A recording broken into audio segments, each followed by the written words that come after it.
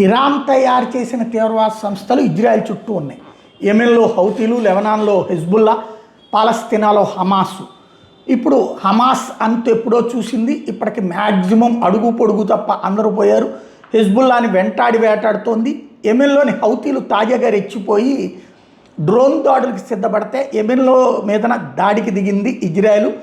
యెమెన్లో ఉన్నటువంటి అతిపెద్దదైనటువంటి హొడైదా ఓడరేవు మీద ఇజ్రాయెల్ యుద్ధ విమానాలు విరుచుకుపడ్డాయి. అక్కడున్న ఓడలు, పోర్టు బిల్డింగులు, క్రేన్లు, ఇతర యంత్రాంగాలనంతా కూడా మిస్సైళ్ళు, బాంబులతో పేల్చి పడేసింది. హౌతీల ఆయుధ సంపత్తితో పాటు అక్కడ ఉన్నటువంటి విమానాలు, చమురు నిల్వ, విమానాశ్రయాలు, చమురు నిల్వలు అంటే రిఫైనరీలు, మిస్సైల్ కేంద్రాలని ఇజ్రాయెల్ ధ్వంసం చేసింది. 40కి పైగా ఇజ్రాయెల్ యుద్ధ విమానాలు విరుచుకుపడడంతో యెమెన్లో బీభత్సం నెలకొంది.